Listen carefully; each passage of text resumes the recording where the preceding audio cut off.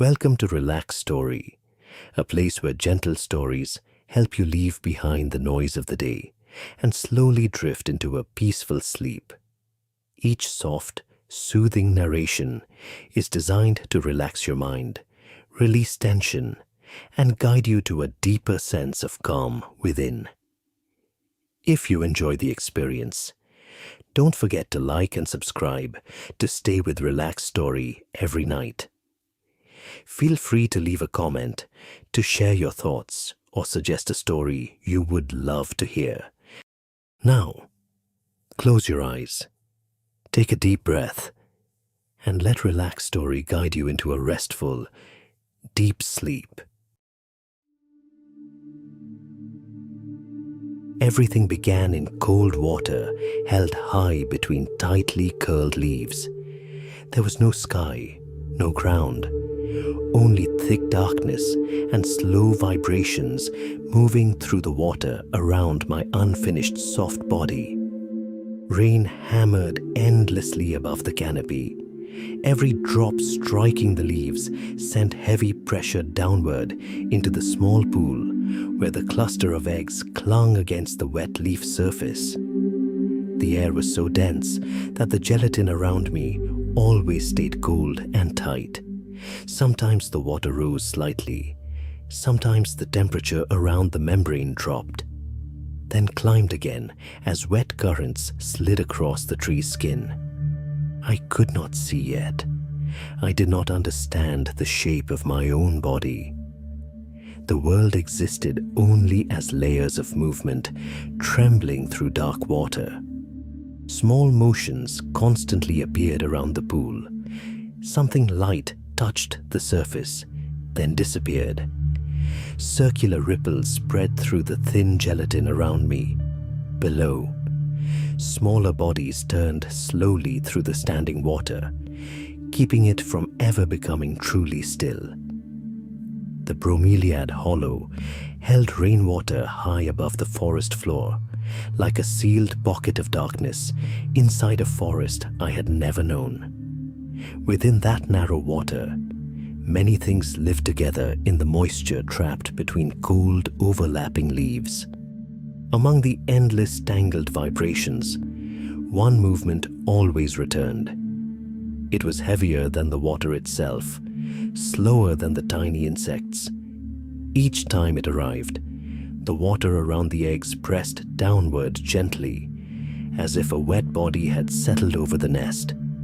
Its skin was cold. Its steps gripping the edges of the leaves created larger pulses than anything I had ever felt. The large body stayed beside the eggs for a very long time. Water sliding across its skin moved over the gelatin around me. The moisture kept the membrane from drying. Sometimes short movements appeared along the leaf edges, where another cold scent had begun spreading. A thin, soft layer clung to the standing water. The large body used its back legs to scrape it away before it covered the eggs more deeply. The vibrations around it were steadier than anything else. Where that layer of water remained, my body continued to stay soft and alive. But the pool was never completely silent. Another creature landed on the bromeliad's edge.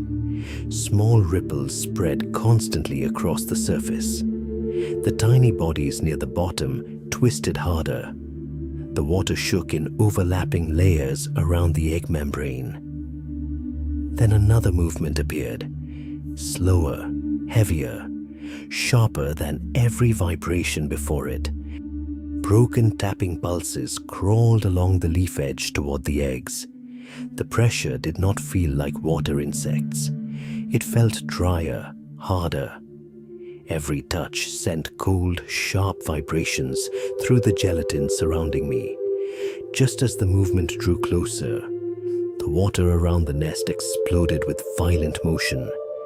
The large body returned almost instantly. A powerful shove tilted the entire pool sideways. The sharp vibrations vanished from the leaf edge. After that, Only the familiar pressure of the wet body remained around the eggs for a long time before it disappeared again into the damp darkness beyond. The cluster of eggs remained untouched in the cold water, and I still existed there, inside the soft membrane, trembling endlessly between water pressure, darkness, and larger things always moving outside. Then, another night arrived. The membrane around my body began softening further. The vibrations no longer only passed through the water. For the first time, they began pulling my small body itself into motion.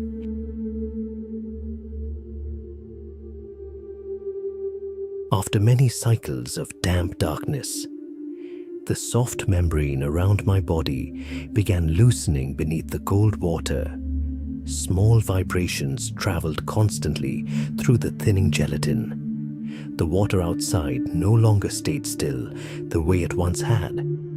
It pressed against my skin with cool, heavy pressure. A faint green light filtered through above me, sometimes clear, sometimes dissolving behind shifting leaves. I did not know where I was. There was no distance, no ground, only cloudy water surrounding a small body, still unfamiliar with its own movement. The soft tail behind me twitched for the first time. The motion disturbed the water around my skin. I drifted away from the egg membrane as it dissolved into transparent fragments. The leaf walls around the pool curved inward, smooth and slick. Thick layers of leaves had held rainwater there long before I existed. The water carried the damp, rotting scent of leaves slowly breaking apart. Smaller bodies moved somewhere beneath the shallow water, creating faint ripples that never fully stopped. Whenever something touched the surface above, the entire space trembled in rings, moving through my body. Sometimes a shadow passed across the green light overhead. Sometimes tiny feet gripped the leaf edge before vanishing again. Very small creatures lived constantly within this narrow water, never allowing the surface to rest completely. I began learning to swim through short, clumsy movements, not to go somewhere, only to keep my body from sinking forever into the soft layer of dead leaves below. Then another vibration appeared, larger than all the movements before it, slow, heavy, wet. Not like something hunting, the water tilted gently with each pressure outside the leaf hollow. A large body stopped beside the edge. The water around me shifted with its slow, damp breathing. I felt the smooth, cold skin before instinct pulled me against it. The water disappeared from around my body. For the first time, I was no longer floating. Beneath me was a soft, wet surface moving through powerful jolts. Cold air pressed against my young skin. Moisture still hung thick around my body. But everything shook far more violently now. Each time the large body leapt, the whole world tilted hard before dropping again. Water trapped on its skin streamed beneath my belly in thin, cold lines. The green light above changed constantly. Sometimes thick darkness swallowed it completely. Sometimes it brightened when openings appeared between the layers of leaves. The air gradually grew colder as the large body moved farther from the first pool. I did not understand movement. I did not understand distance. I only knew the surface beneath me never stayed still for long. After many powerful jolts, the trembling skin beneath me stopped. The tilting vanished. Then I fell into water again. The new pool was narrower. The water was cloudier and heavier, with the scent of old rotting leaves. Curved, slick walls enclosed the small space so tightly that every movement bounced back almost immediately. There was no deep place to dive, no distance far enough to disappear from another creature's vibrations. I swam slowly around the unfamiliar water. Thin drifting bodies near the surface created soft, steady ripples. Other creatures crawled beneath the bottom layer, making the mud pulse in short, trembling lines. Above the leaf edge, the small legs of a many-jointed creature paused briefly before springing away, sending darkness skimming across the water. Everything inside the pool stayed close. When the water shook from one side, there was nowhere far enough to escape. When another body rushed past, the only choices were to press against the bottom or remain completely still until the vibrations faded. Slowly, my world became nothing more than different regions of water, places that stayed still, places that trembled, places where other bodies appeared.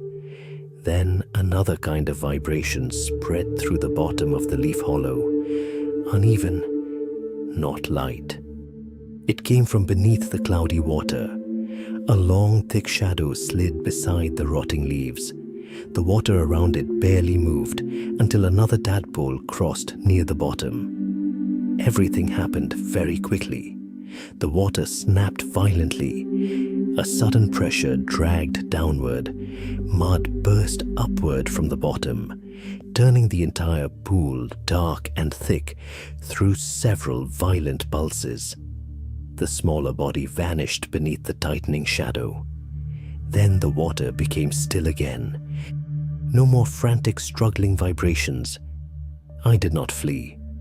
There was nowhere to flee. My body froze completely inside the cold, cloudy water.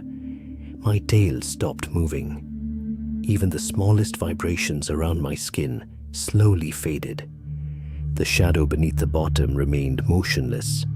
From that moment on, whenever the water trembled in a way that did not belong to the familiar rhythms of mosquito young or dripping leaf water, my body stopped moving before I even understood what was coming. Inside this narrow pool, the thing that lived longest was not the strongest. Only the thing noticed the least.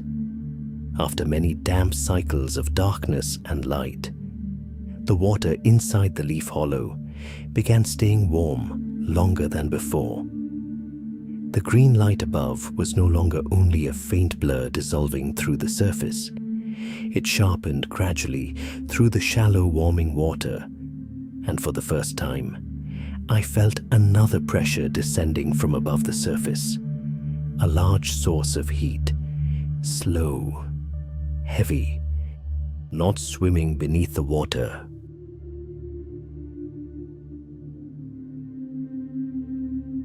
The water inside the leaf hollow no longer held the same dark color as before.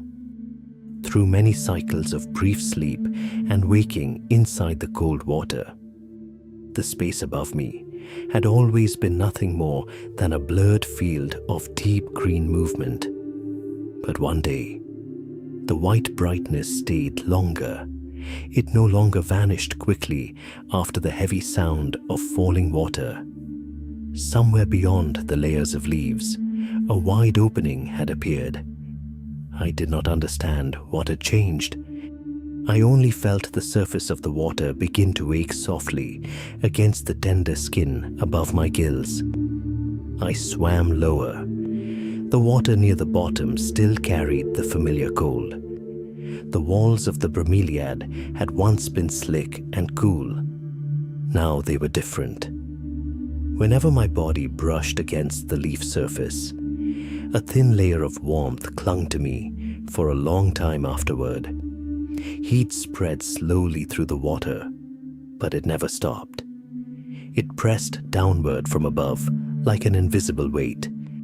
Mosquito larvae still jerked beneath the surface whenever I drifted past.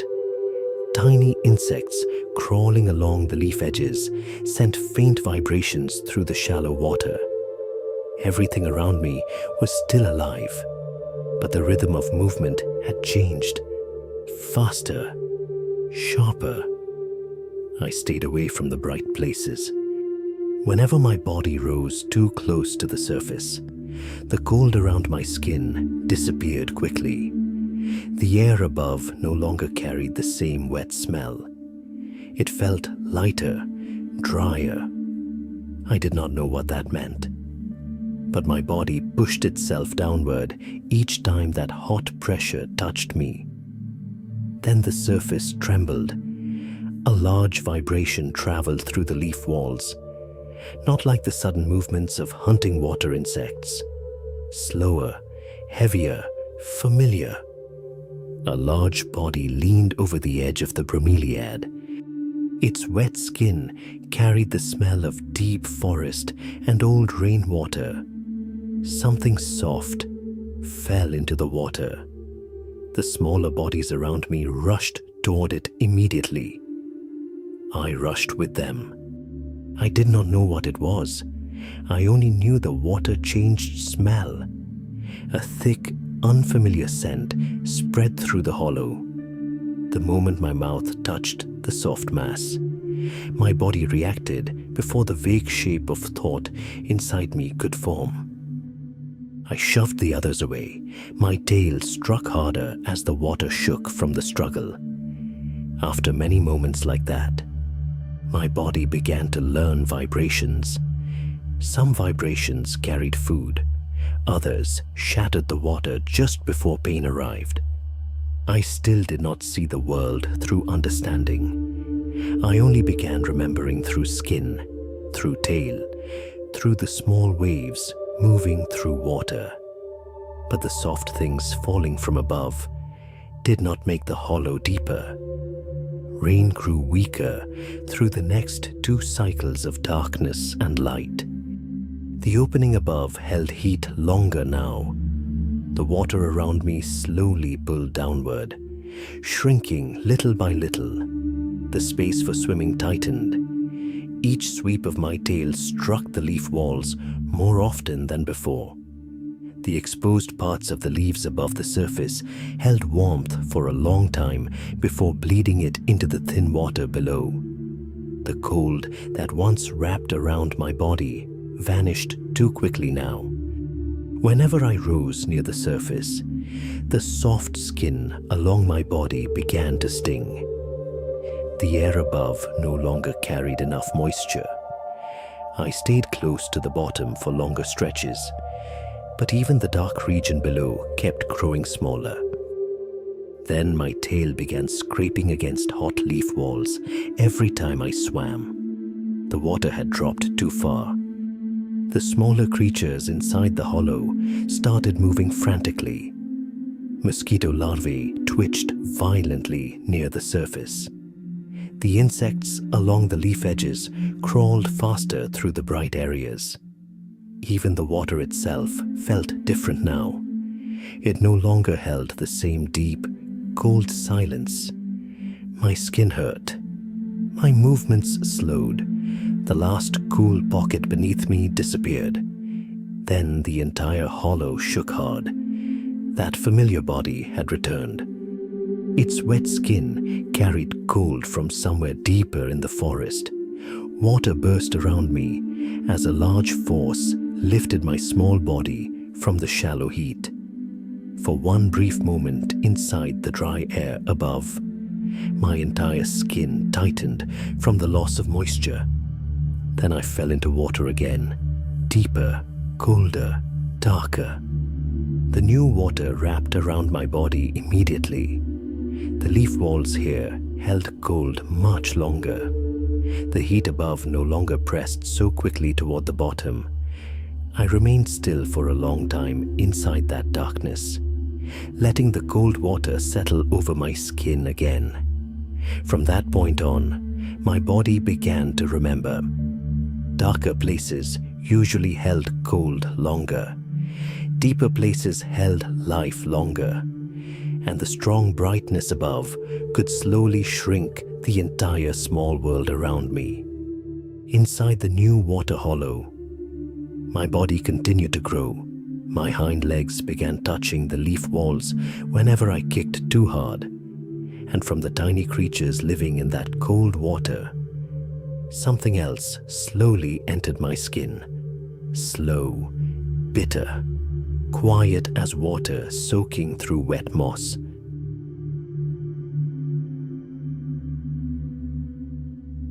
The water inside the bromeliad hollow had grown shallower than before. Whenever I swept my tail, the fine mud below rose quickly and settled again beneath my belly. The leaf walls around me still felt slick and cool, but the distance between the water surface and the rim of the plant had become smaller now. I could feel the air above through the thin skin along my head. It was lighter than water, drier. Its smell did not spread evenly the way it did beneath the hollow. My hind legs began pushing my body forward before my tail finished its full movement. Short bursts of motion became stronger. My tail still stretched behind me, still dragged thin ripples through the water. But it was no longer the only thing moving me. Something inside my soft flesh was changing. New muscles tightened whenever I clung to the leaf walls. I began climbing out of the water for brief moments. The wet leaf edges felt cold beneath my belly. The air pressed against my skin with a different sensation, heavy and empty at the same time. After only a few breaths, my skin already began losing moisture. I slipped back into the bromeliad hollow before my body could grow too warm. But every time I surfaced, I remembered another new smell: rotting earth, cold moss, tiny bodies crawling across wet leaves. The world no longer existed only inside water. At the edge of the hollow, small movements began carrying different smells. Some only passed by before disappearing into dark moss. Others left behind thicker, softer scents that tightened my throat before my body fully understood why. I began hunting along the leaf edges. Tiny ants crawled slowly through strands of wet moss. Mites were almost nothing more than vibrating specks against the leaf surface. I lunged with my newly grown hind legs, clumsier than swimming through water, but much faster than before. My mouth closed around their soft bodies and swallowed them while they still moved. Their smell stayed on my skin longer than mud or water. After many cycles of damp darkness, my skin began to change, not thicker, not harder, only more bitter each time water flowed across my back. Once, a hunting insect clamped onto my leg, then hesitated longer than normal. Its jaws did not tighten immediately. I jerked free and escaped into a narrow pool beneath the leaves. Some creatures approached me, then turned away. Some mouths touched my skin, then opened again much faster than before. I did not understand what had changed. I only continued eating the small, sharp-smelling bodies living around the wet leaves. Ants, mites, tiny creatures hidden inside the cold decay of the bromeliad. They entered my body each day, slowly leaving something behind inside the thin skin that always needed water to survive. The colors on my body also began showing more clearly as my tail shortened. Bright patches appeared beneath the moisture. When I remained still on a leaf, some smaller creatures moved around me instead of directly toward me. When bitten, some released me more quickly. Not every time, but enough for my body to remember. I was no longer soft and empty like before. Each part of the leaves created a different smell across my skin. Places filled with ants and mites kept the bitterness longer after the rains. Quieter leaves with fewer movements caused the smell on my skin to fade over time. even before understanding how wide the world truly was. My body had already begun learning that this layer of protection depended on what entered my mouth each night. But new skin did not make my body larger, and the lower leaves still held heavy cold beneath them. I remember the first time I left the water's edge and climbed toward the layers of rotting leaves below. A broad leaf pressed against the tree trunk still carried old rainwater across its surface. Few vibrations moved there, only small insects near the leaf edge. I moved forward. Then the leaf surface ahead of me pressed downward very slightly. A dry, heavy pressure struck faster than my body could react. Crab spider. Its long legs closed around me almost at the same moment I jumped. My belly slammed against the wet leaf surface. The skin along my back was pinned tightly between the spider's limbs and the cold water below. Everything stopped for several short beats. I felt the pressure of its mouth against my skin. Then the grip weakened. The spider released me suddenly. My body fell from the leaf edge, struck through a layer of soft moss, then disappeared into the damp rot below. I remained still there for a long time among the smell of cold soil and old water. The spider did not follow. I did not understand why. Only my body remembered that something inside the skin could make certain mouths stop before fully tightening around me. After that, I carried my own bitter smell across the lower leaves. But that skin was not deep water, not hard armor, not true safety. It only made some creatures hesitate a little longer before deciding to swallow me. My body had changed. Water was no longer the only place where life could continue. But beneath the bromeliads, the ground opened wider and carried far heavier smells. Layers of rotting leaves held heat longer than water. The air dried quickly whenever the brightness returned, and every leaf resting quietly in darkness could begin to tremble before something larger emerged.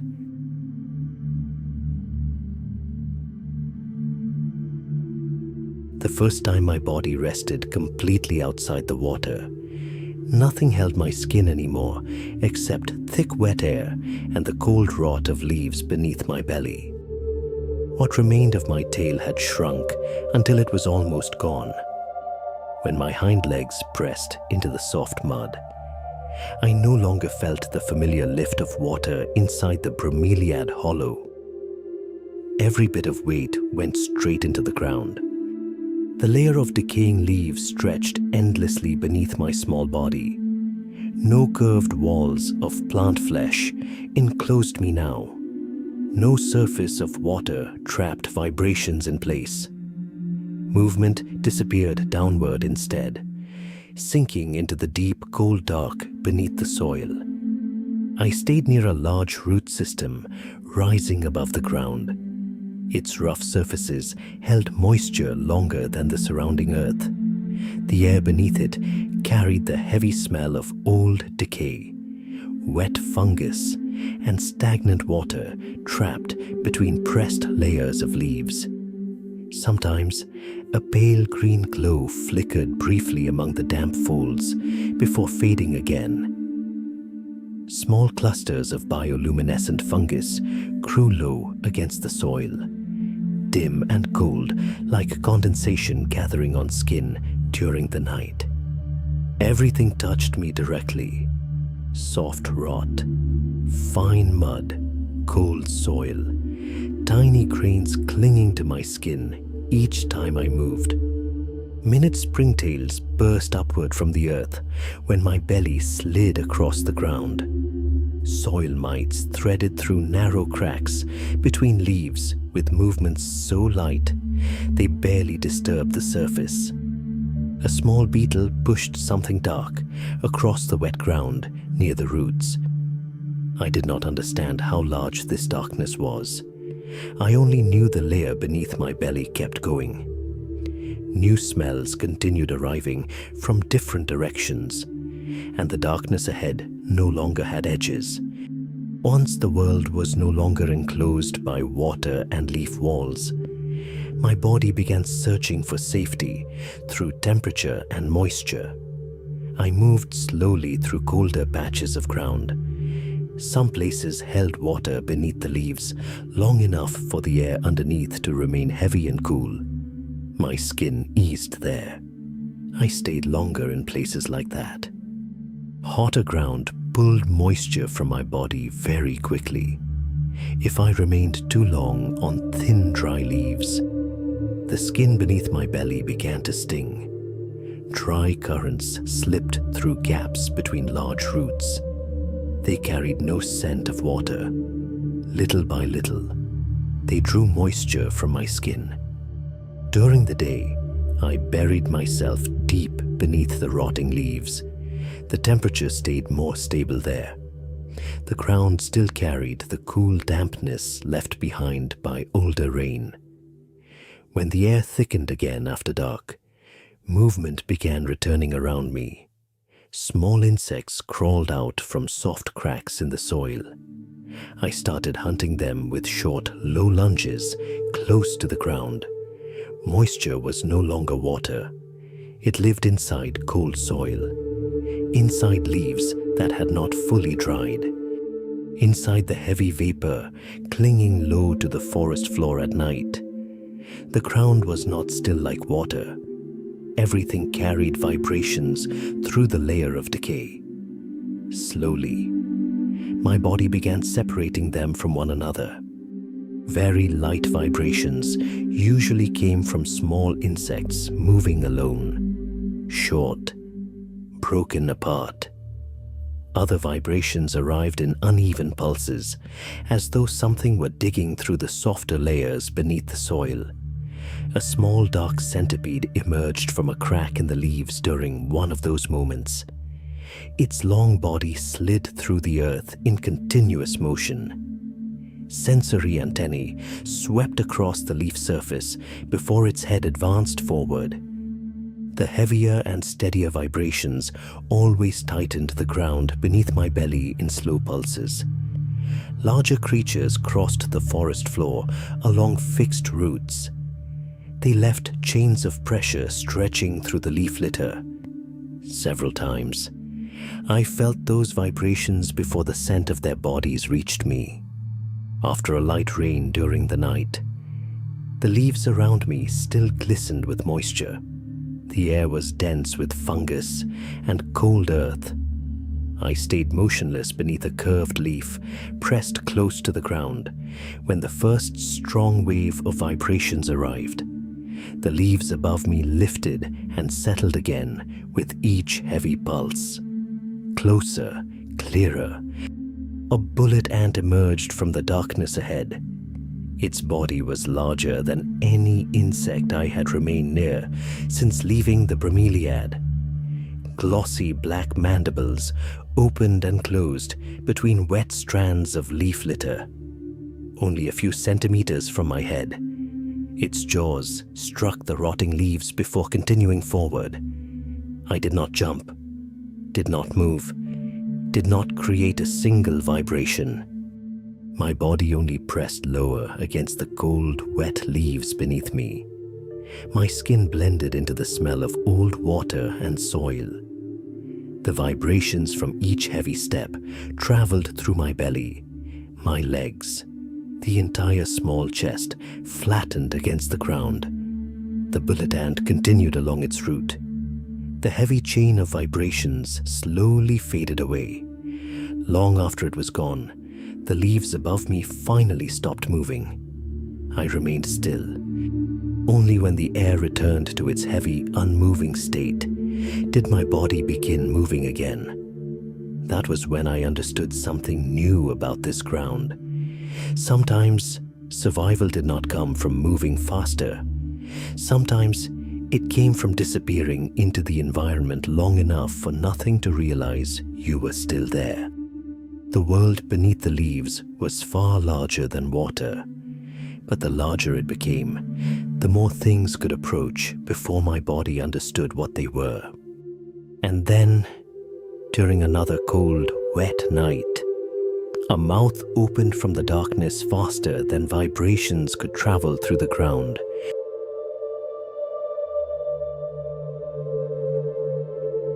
The air began growing lighter after many long rain cycles.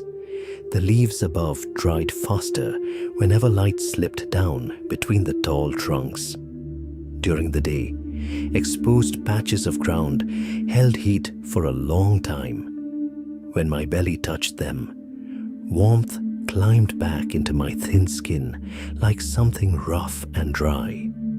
But beneath the deeper layers of rot near hollow trunks, old water still remained. The moisture there was colder, softer. Small channels beneath the leaves held rainwater long after storms passed, forming dark lines through mud and roots. I began following those lines. Small insects gathered where the leaves remained cool. Many-legged bodies vibrated rapidly beneath the wet decay. Slowly, I learned that different vibrations carried different meanings. Short light tremors usually vanished quickly when I approached. Heavier waves spreading beneath the ground often traveled in many directions at once. Sometimes, the distant acidic scent of army ants followed afterward through the heated leaf litter. Other vibrations moved more slowly, heavier. They compressed the ground before sound ever arrived. I began avoiding open areas that no longer held enough moisture. The leaves there were thinner, unable to keep the scent of water trapped beneath them. My body stood out more clearly against dry soil. I moved instead through regions shaded by roots, where old rain still lingered after storms. A feeding root slowly formed inside the memory of my body. Places where soft insects gathered. Places where leaves stayed colder, longer after nightfall. Places where trunks held enough vapor for my skin to avoid drying too quickly.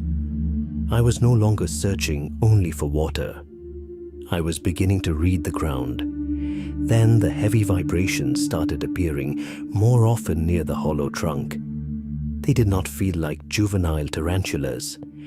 Spiders produced quick, uneven vibrations through their long legs. This was far heavier. Each impact slowly compressed the layer of decay before the ground rose again. The air shifted direction with every contact against the earth. Moisture around me bent away in brief pulses.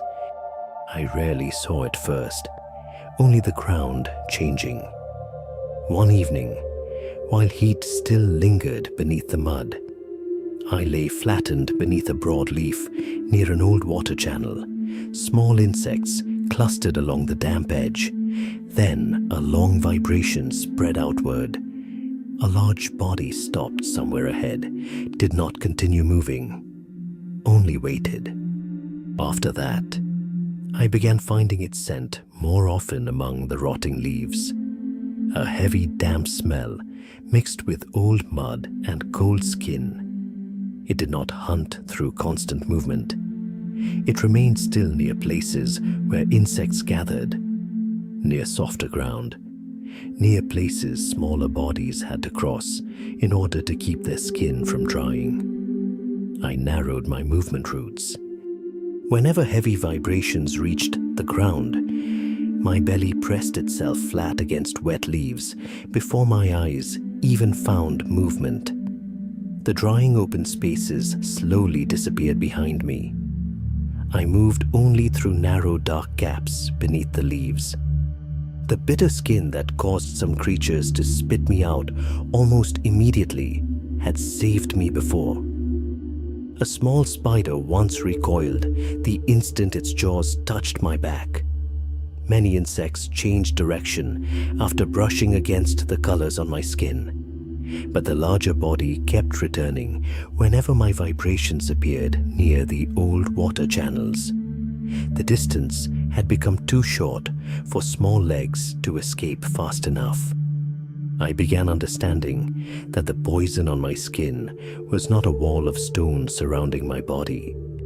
It only extended the final moments before death closed shut. The wet ground was no longer just a place to live. Insects gathered there for water. Small bodies like mine gathered there for insects. And larger bodies waited for all of us. Another night came. The leaves were no longer warm, but the soil still held heavy moisture beneath my belly. I had just stopped beside a shallow channel when vibrations erupted beside me, too close. The leaves ahead exploded upward. A large head burst from the darkness. Its mouth opened so wide it nearly sealed the entire space before me. There was no long path left for jumping, only sudden pressure crushing downward through the ground. Damp heat from inside the mouth washed across my skin.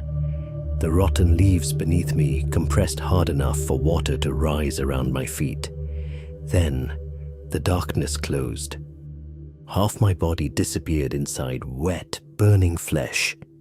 Most outside sound vanished at once.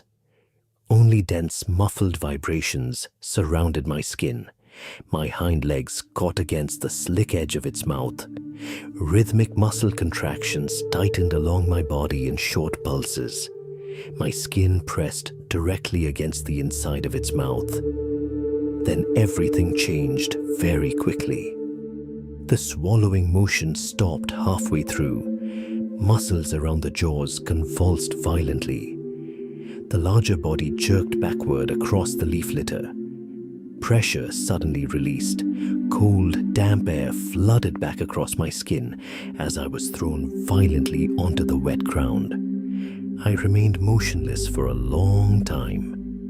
One hind leg no longer held itself correctly. Each time it contracted, it pulled sideways from its old movement. Distant vibrations faded deeper into the dark forest. The large body disappeared beyond layers of slowly shifting leaves. For many cycles afterward, I never returned near the hollow trunk. I moved through narrower routes, colder routes, darker routes. Every heavy vibration forced my body to pause longer before moving again. The world did not hunt only with teeth. Some deaths arrived through size, through pressure collapsing the ground, through distances too short for a small body to disappear inside the wet leaves. The injury shortened my jumps with each passing night. But eventually, the heavy vapor returned around the larger roots. The smell of fresh rain spread downward across cooling layers of decay. And from somewhere deep inside my throat, a sound began emerging into the darkness. Short, steady, repeating, like a small mark of moisture touching a breathing forest.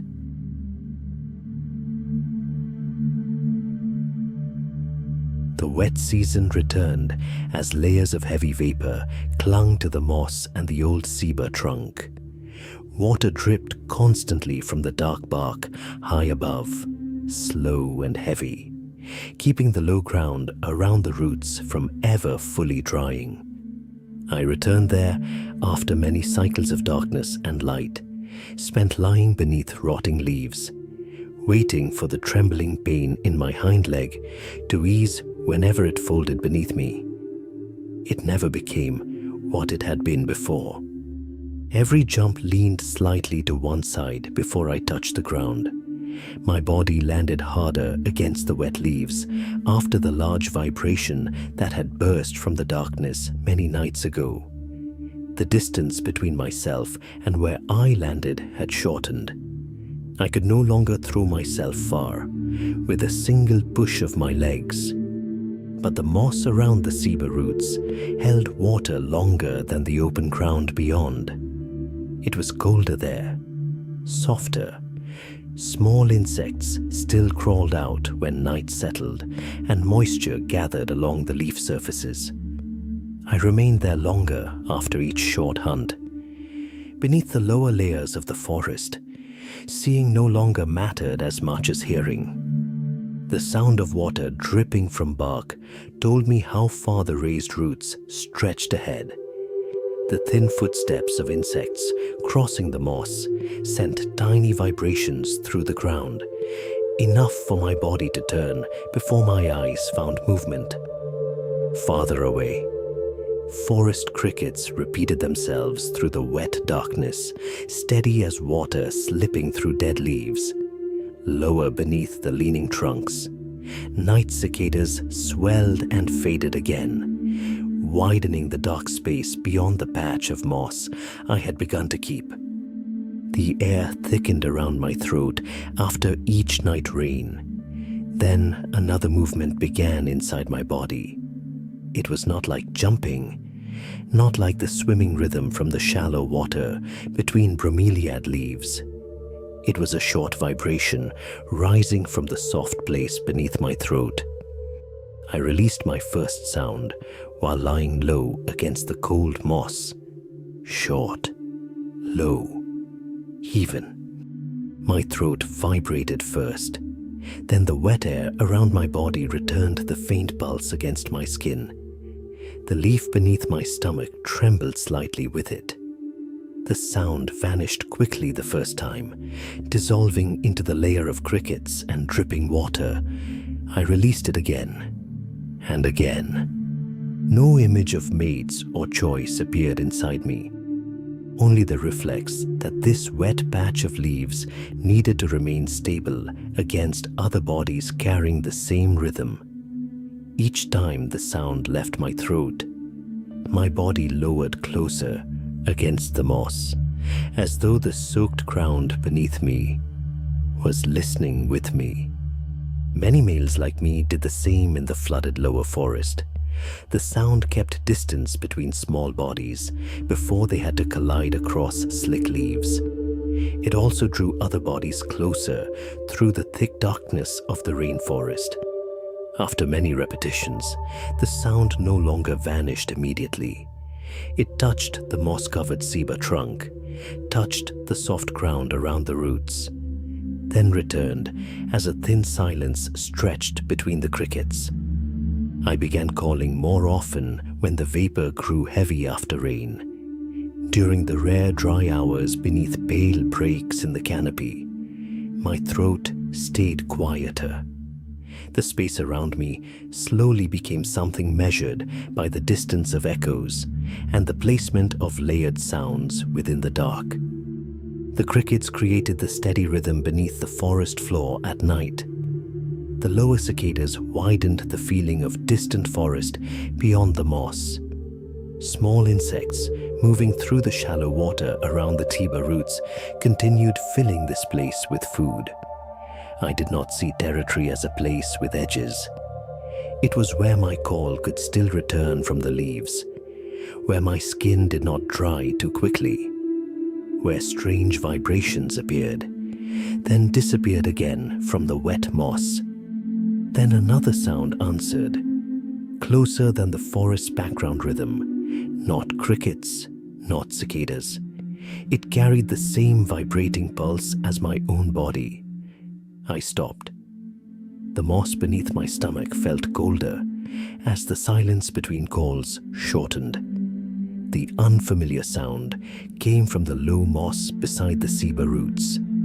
I answered, louder than before. The other sound returned immediately through the vapor-thick air. We moved closer in short distances, bodies held low, legs pressed into the soft moss, still carrying old rainwater. No violent charge came, only stronger throat vibrations and the narrowing distance between our bodies. A brief test inside the wet darkness. Who remained? Who withdrew? The answering calls repeated several more times before the vibrations from the other side slowly faded away from the lower moss. the remaining body disappeared beneath dead leaves, and the forest crickets quickly filled the silence left between us. I stayed beneath the ceiba. The sound from my throat continued through the night, though less often now. Not through teeth, not through the toxins beneath my skin. The first territory I managed to keep existed through vibration, distance, and the presence that lingered in the wet, dark air. Rain continued falling for many days after that. And then, between the moments my calls spread beneath the low leaves, another body began moving closer to the moss around the ceiba roots. Beneath leaves trembling endlessly with rainwater, a cluster of soft, translucent eggs slowly appeared within the cold darkness, more fragile than anything that had ever tried to cling to this flooded ground. Rain remained above the forest through many cycles of darkness and light. The air near the ground had thickened into water vapor. Layers of dead leaves around the roots softened beneath the weight of rain, gathering night after night. I stayed close to the low moss where my calls lasted longer, between the endless sounds of water striking bark and broad leaves. Beneath a wide leaf, pressed low against the forest floor, darkness held moisture longer than the surrounding ground. Water had not yet begun flowing directly through it. Only the soil beneath had grown heavier, sinking slightly whenever millipedes crawled through the rotting leaves. Forest crickets hid deep inside damp cracks. Small insects were pushed upward from the softening mud below. After many nights repeating the same short calls, another vibration entered my patch of moss. Lighter than the steps of a hunter. It did not force the ground downward suddenly. A body like mine stopped, then shifted between the wet moss stems. The distance between us held itself through short, low sounds inside our throats. That body moved beneath the underside of the low leaf. It stopped in the darker place, where no direct light pierced through the canopy above. The leaf edge stayed wet enough that moisture would not disappear too quickly, yet high enough above the small streams slipping through the soil beside it. As the calls became less frequent, soft, transparent clusters remained beneath the leaf. They trembled faintly beneath each heavy drop striking above.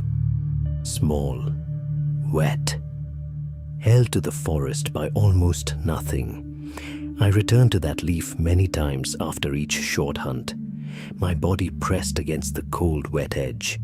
Damp skin touched the soft gelatin cluster, holding the tiny embryos inside. Moisture needed to remain. Dry air could harden the outer layer. Thin white patches of fungus sometimes appeared quickly, where water stayed trapped too long. A snail climbed upward from the dead leaves below, slow, heavy.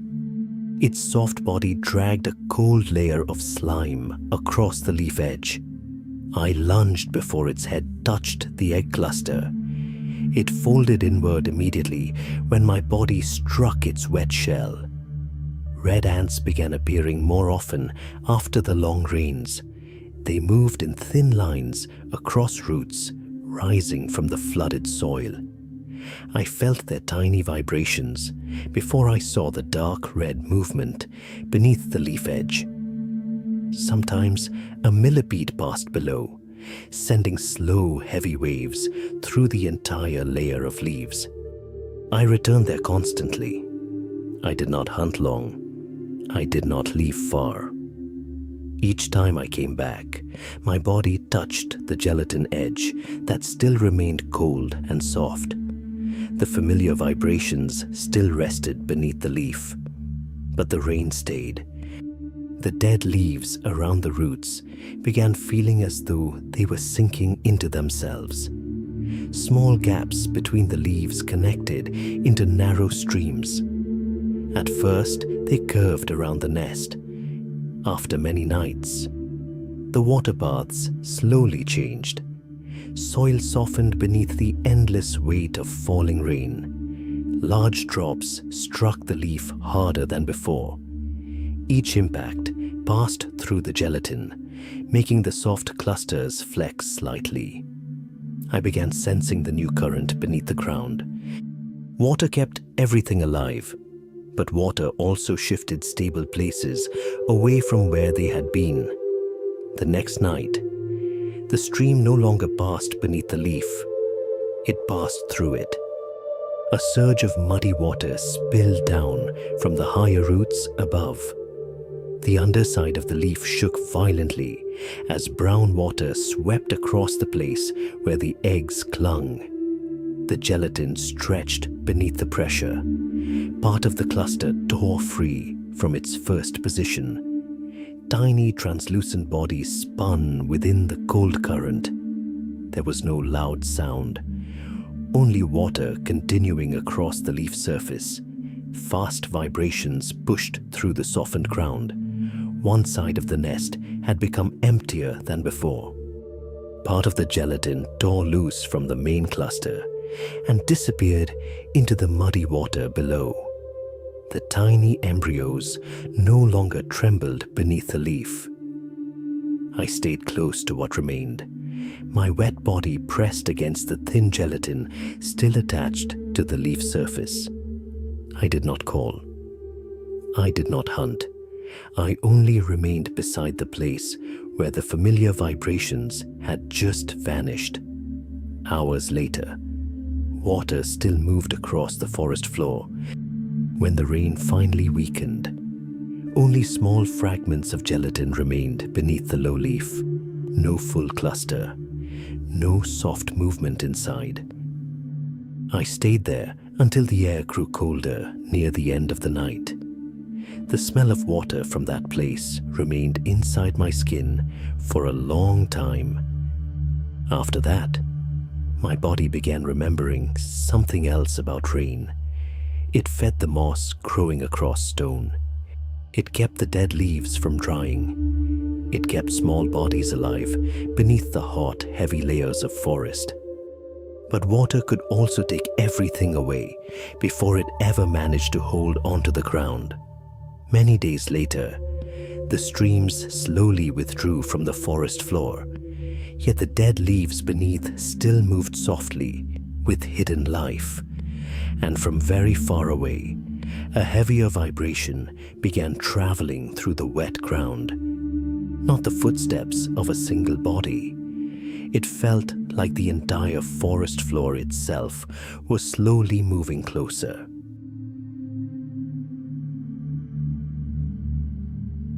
The layer of rotting leaves beneath the fallen trunk was still holding water from the night rain. When my belly pressed into the soft surface, the cold seeped slowly through my skin. Thin gaps between the soaked leaves still carried the smell of young mud and wet insect husks. Places like this always filled with movement after rain. Soft-bodied things crawled through the dead roots. Small beetles rolled themselves beneath curled leaves. Ground spiders waited motionless inside narrow strips of darkness, and only trembled when something passed nearby. I moved along the familiar wet path between the cold layers of leaves. Each time I stopped beneath the low darkness close to the ground, the air softened slightly around me. I waited for the tiny vibrations passing through the mud, then lunged forward.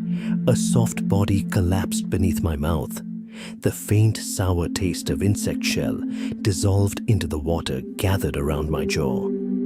The upper layer of leaves slowly began warming as light pushed through the broken spaces above the canopy.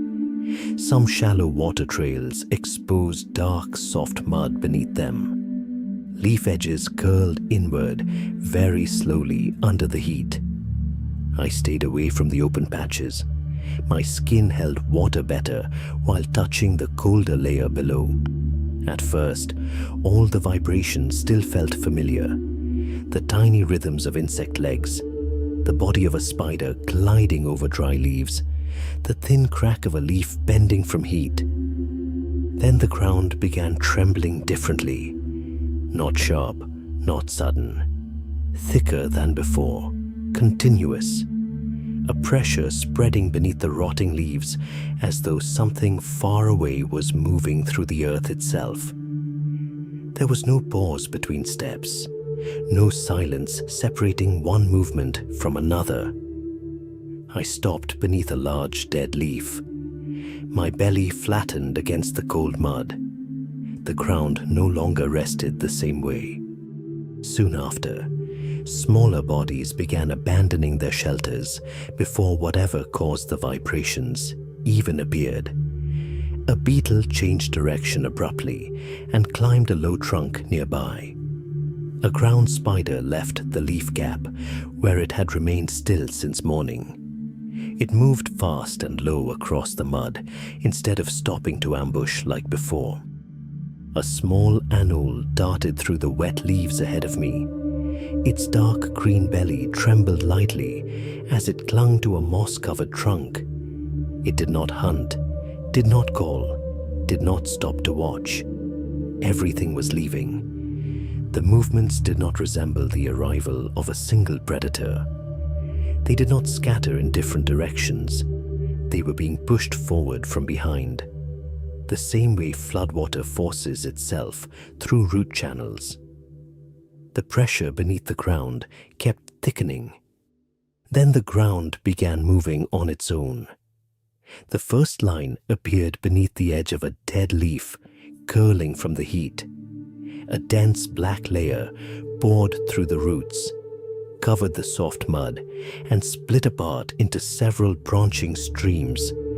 More lines followed immediately behind it. The smell of acid and pheromones quickly filled the air close to the ground. Army ants. They did not move like separate bodies. They moved as a current. Leaf edges, rotting wood, old water paths. Everything slowly disappeared beneath the flowing black mass. The empty spaces between the leaves vanished quickly beneath the living stream. I backed away, but the swarm kept spreading. Each time an insect burst from hiding, the ground instantly closed around it. Leaf gaps that had felt safe only moments before became packed with movement and hot, sour scent. To me, they did not resemble a predator with eyes or a mouth. They felt more like the ground changing shape. A shelter could disappear simply because the black current touched it. I moved farther from the vibrating layer behind me, but the only remaining path led toward an open patch beside the fallen trunk, where midday light had already heated the surface. The mud there was thinner. Less water remained beneath the leaves. The heat began pulling moisture from my skin. The air above the exposed ground felt heavier and drier. After only a few breaths, the cold beneath my belly was gone. My skin began sticking harder against the heated surface. Behind me, the vibrations continued thickening. A few ants had already climbed onto the leaf where I had been standing. I could not stay still. The swarm would bury that shelter quickly, but I could not travel too far across the open ground either. Every jump over the hot surface stripped more moisture away from my skin. I was trapped between two things advancing at the same time. Behind me was the living ground. Ahead of me was heat. One ant touched the edge of the leaf near my foot. Another vibration followed beneath it. I launched myself onto the moss-covered trunk nearby. The cold moss caught my belly and legs the moment I landed. Water hidden deep inside the moss fibers seeped back through my skin. I climbed only slightly higher, just enough for the ant flow to continue beneath me without spilling over my body. From inside the wet moss, I felt the ground continue moving for a very long time below. When the swarm finally passed, the feeding ground no longer felt the same. Small insects had vanished from the rotting leaves. The spider ambush gaps sat empty. The smell of soft carcasses and young mud had been replaced by the thick acidic scent left behind on the soil. Territory inside the forest never stayed still for long. A wet place could disappear not only from sunlight or drought. Sometimes another form of life simply moved through it. By the time the ground became quiet again, the smaller vibrations beneath the leaves had grown much thinner. Even the air around the fallen trunk carried a different smell now.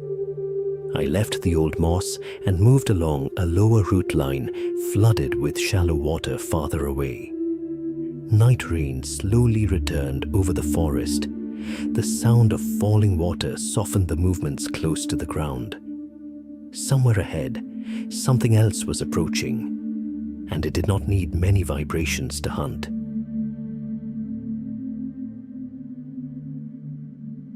Rain fell unevenly through the upper leaves. Some drops vanished before reaching the moss. Others rested along leaf edges for a long time before finally falling into the shallow water around the roots with a soft touch. The air held so much moisture that every breath through my skin carried a heavy coldness around my body.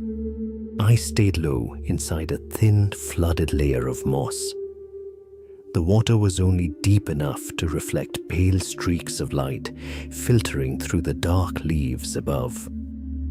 The moss surface felt slick and cold. In some places, it held water long enough for my feet to sink lightly into the soft rot underneath.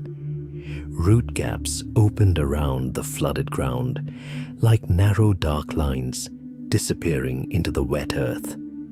They created escape paths, but they also broke everything I saw into short, fragmented spaces. Night mosquitoes hovered low above the water. Tiny bodies trembled constantly inside the cold humidity. Web spiders clung close to the roots. Small insects moved around the standing water through faint disturbances that barely carried sound at all. I had survived through more rainy seasons now. There had already been mouths that touched my skin and released me moments later. Small jaws that dropped me back into wet moss once bitterness spread through them. After enough of those encounters, my body changed in a slow, quiet way. Like rising water during the night, I stopped less often. I moved farther from the thick moss pressed against tree hollows. Open ground that once made my legs tighten from cold now held me longer. I chased insects near the standing water instead of retreating immediately after every small leaf vibration behind me. Sometimes I stayed motionless for a very long time on exposed moss, simply waiting for the thin flutter of wings near the water surface. I did not believe I was safe. My body simply no longer folded inward at every small signal. The rain continued falling in scattered rhythms. The air remained heavy. Moss stayed cold beneath my belly. Then something else entered the low, flooded ground. It did not arrive like the larger frogs that landed heavily across the leaves. No hard impact compressed the earth beneath it. No rapid chain of vibrations warned of its approach. Only a long, dark shape sliding low through the moss. At first, I did not recognize it. The leaves around me barely moved. The insects near the water still continued feeding. The water only rippled in thin circles around my feet before turning still again. But the air changed. A cold line cut across the smell of wet soil. The pressure against my skin shifted slightly. Something was pushing moisture aside as it moved through the low moss. I stayed still. The dark shape continued gliding between the roots. My skin still carried the bitterness of everything I had eaten through many rainy seasons. Small ants with cold, burning chemicals inside their bodies. Insects that lived deep beneath the rotting leaves. The toxins gathered beneath my thin, wet skin had stopped many mouths before. But not every predator stopped because of bitterness. Some mouths only needed a single fast grip. No need to hold. No need to crush.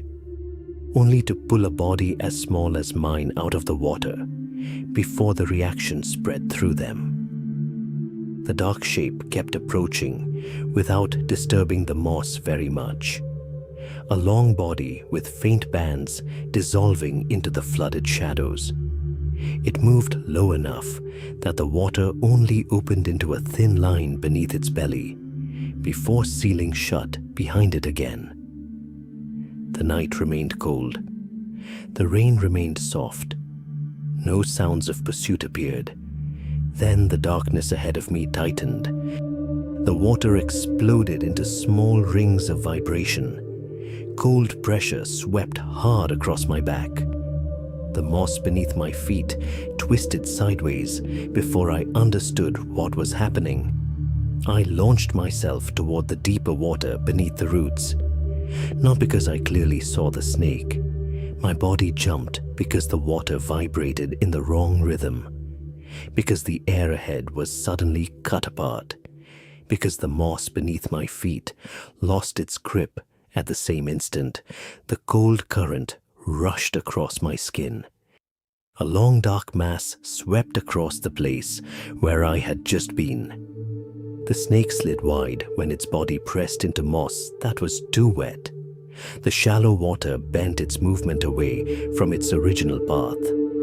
The roots fractured the attack into short, broken angles.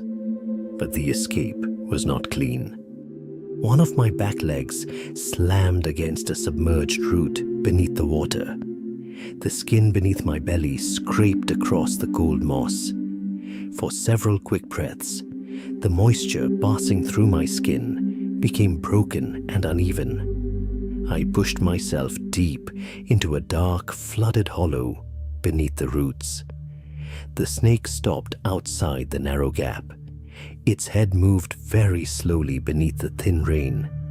Then the long dark shape gradually withdrew from the water edge and disappeared into the low moss again. Everything remained quiet for a long time afterward. The water slowly flattened. Mosquitoes returned one by one above the standing water. The moss around the root gap still trembled faintly from the movement. I stayed motionless inside the dark hollow, with my body pressed against the cold mud. My skin still carried bitterness, but beneath the uneven rhythm of my breathing under the shallow water, I understood something else. Not every predator announces itself through heavy vibrations. Not every mouth stops the moment it touches toxin. The longer I survived inside this forest, the more different kinds of hunters I encountered. Bodies learning how to move through older defenses.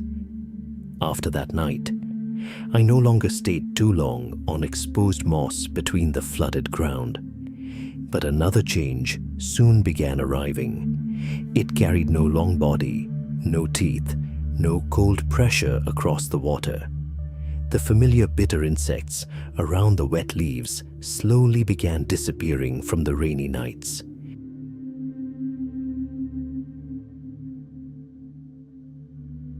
The rain had already been thinning for many dark cycles before that. I do not remember exactly when the layer of leaves beneath my belly first lost its deep, familiar coldness. I only remember that each time the light fell through the forest floor, the heat stayed longer between the roots. Somewhere farther away, a large tree had collapsed. After that, the rotting ground where I once hunted no longer remained fully drowned beneath humid shadow. More light reached through. The daytime air became thinner and drier. The skin along my back lost water faster whenever I stayed still for too long. I returned to the old hunting paths around curved roots and thick leaf layers, once crowded with tiny vibrations. Before, I only needed to remain motionless to feel the small movements passing through the cold, decaying ground. Ants traveled in streams beneath the soft leaves. Tiny mites pushed through the deep, wet cracks near the dark soil. Every vibration carried the familiar bitter scent of old prey. But now, the forest floor answered more slowly. I waited longer before feeling a small movement beneath the dry leaves. The ants with the sharp taste in their bodies appeared less often. The leaf pockets that once held cold water through the day dried before darkness returned. I still caught things. Small flies drifted low around the warm patches of rot before nightfall. Wood beetles appeared more often near dry trunks. Their movements made thin, steady vibrations. But when I swallowed them, my skin no longer held the same feeling afterward. The scent of the hunting grounds changed too. Less dense insect smell beneath the deep leaves. Less cold earth and water held around the roots. More dry leaves. More trapped heat lingering on the ground long after the light weakened. When the prey changes, the body changes with it. Not through blood, not through a bite, but through something that slowly disappears from the skin after many silent hunting cycles. I kept moving through the open leaf patches. I still caught small flies when they landed near the dry pockets of decay. They were easier than ants, slower, heavier with warm scent. But the taste remaining on my skin weakened through each passing night. I did not understand it through thought, only through the moments when larger vibrations came closer without stopping as quickly as before. Before, many bodies avoided me after a brief touch. Now, the hesitation lasted longer. The ants carrying the bitter taste grew rare along the old hunting paths. The dry leaves slowly emptied the deeper layers of the tiny mites that once lived there. What had entered my skin through each prey, body faded together with the cold moisture of the forest floor. The ecosystem did not exist for me as a clear shape. It entered my body through prey, through the water held on skin, through the smell of rotting leaves, through the small vibrations that once covered the ground every night. And now, the forest had begun to grow quieter. Other poison dart frogs stopped calling while light still rested on the leaves.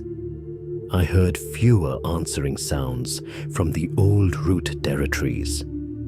Some small bodies moved deeper beneath the last heavy canopies where the dark moisture remained. They left before the ground here became too warm. I stayed longer. Wood beetles crawled heavily around dry trunks and hollow rot. Small flies gathered near the open leaf patches where heat remained trapped. I hunted them so I could continue moving, but those vibrations could not replace the old taste that once coated my skin through many rain seasons. Places once thick with cold vapor and distant frog calls became lighter now. The roots warmed before night. The forest floor answered less beneath my belly. Then one morning, drier than the others, a large vibration landed near the open leaves. A small bird that hunted low insects dropped into the heated litter. I only felt the downward pressure in the air before the ground burst beneath me. Its beak struck my body. The hold lasted longer than before, not long enough to pull me deep into its throat, but long enough for my skin to understand that the bitter taste had weakened. When it released me, the leaves beneath still held a thin layer of moisture. I stayed motionless between the smell of heated earth and the thin sounds of insects. The bird left after a short pulse of air. No second pursuit followed afterward, only the open patch of leaves widening beneath longer light each day. After many nights, I began moving deeper into the forest, not because I understood what was happening to this place, only because the old hunting routes carried fewer vibrations. The distant calls grew thinner. My skin dried faster before darkness arrived, and the mouths of hunting bodies held me longer than before. The wetter path weighted deeper beneath thick layers of leaves untouched by light. There, rain still remained longer on the ground, and when a new cluster of eggs survived through the cold, wet nights, I began carrying on my back not only water, but small bodies that had never known how large this forest truly was.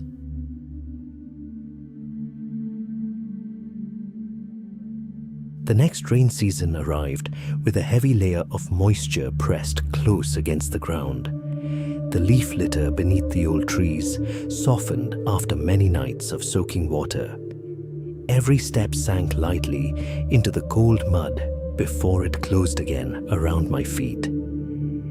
The smell of water lingered long between wet moss and leaves slowly rotting in the low darkness near the forest floor.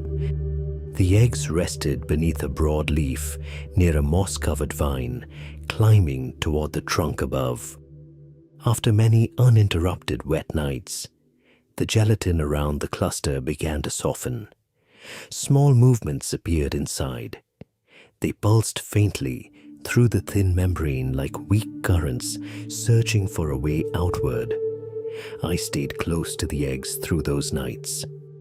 Tiny insects moved around the edges of the leaf. Thin vibrations spread continuously through the standing water. Higher above, along the colder and more slippery bark, the broken pulses of hunting spiders sometimes traveled downward through the wet surface. Then, the membrane opened. Small, soft, dark bodies crawled free from the slowly dissolving gelatin cluster. They found the wet skin along my back through weak, continuous movements. I did not understand what was beginning, only the familiar pressure pulling the body low toward water. Keep the skin from drying. Keep the small bodies attached. Continue moving toward places where water had not disappeared. Once the small bodies clung to my back, the ground was no longer the only direction. The wet trunk ahead became a path. I climbed from the layer of rotting leaves through short leaps across slippery moss and cold bark. Each time my body struck the trunk, the water on my skin trembled and the tadpoles tightened against my spine. The air changed with every height. Near the ground, the cold vapor stayed thick and heavy. In places covered by dense moss, moisture remained longer on the skin, but across the exposed sections touched by light, the dampness faded faster. The air there felt thinner and hotter. For a body as small as mine, a few meters of height became many environments layered one above another. Each section of bark carried a different smell, a different temperature, a different vibration moving through the wet wood. I continued climbing toward the bromeliads wrapped around the old trunks.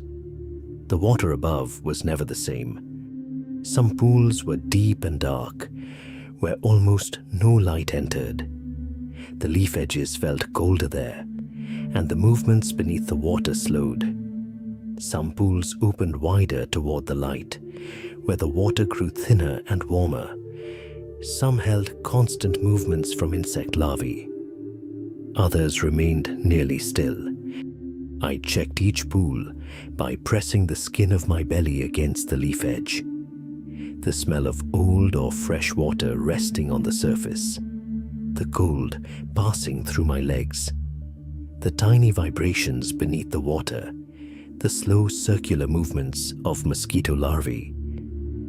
The sharper sudden jerks of small aquatic insects competing below. I did not leave all the small bodies in the same place. Each time I stopped, one tadpole released itself from my back and disappeared into a new water pocket. The others continued clinging to the wet skin while I climbed toward another bromeliad cluster. Some pools carried heavier movement beneath the water. Some became too warm beneath long exposure to light. Some held the scent of waiting mouths beneath the dark surface. The higher I climbed, the more the light opened between the leaves, and light made everything easier to see. As I crossed sideways along a slick trunk covered in thin moss, every movement around the leaves suddenly stopped. The small insect vibrations vanished almost at once. The air above pressed downward for a brief moment. A large shadow moved across the moss. I flattened myself against the trunk immediately. The tadpoles along my back trembled against the quick rhythm of my wet-breathing skin. I could not leap far with the weight attached behind me. Above, a hunting tree spider remained still near the edge of a leaf, its legs gripping the thin water coating the bromeliad surface. Farther away, small parasitic wasps drifted slowly around the bright open leaves. The pressure above lowered once again. I launched myself hard toward the nearest bromeliad. The slick leaves scraped beneath my belly. Cold water burst around my body. The leaf edges closed most of my small shape into the humid darkness inside the water pocket. The large shadow above vanished from the moss. Slowly, the vibrations along the trunk returned again. The tadpole still clung to my back. Afterward, I continued moving between different bromeliads, checking each water pocket, remembering the climbing paths that held wet moss longer, avoiding the wide exposed sections of trunk touched by too much light. I was no longer moving only for the skin of my own body. The small bodies behind me continued trembling softly with every climb through the wet forest. Water was no longer only a place I searched for to survive. It became something that had to be carried across cold bark, held against skin, then lowered into other dark pockets above the ground. But those pools never remained quiet for long. Each bromeliad held a different small world. Some colder, some brighter, some where a small body could grow within still water, and some where movements were already waiting beneath the surface.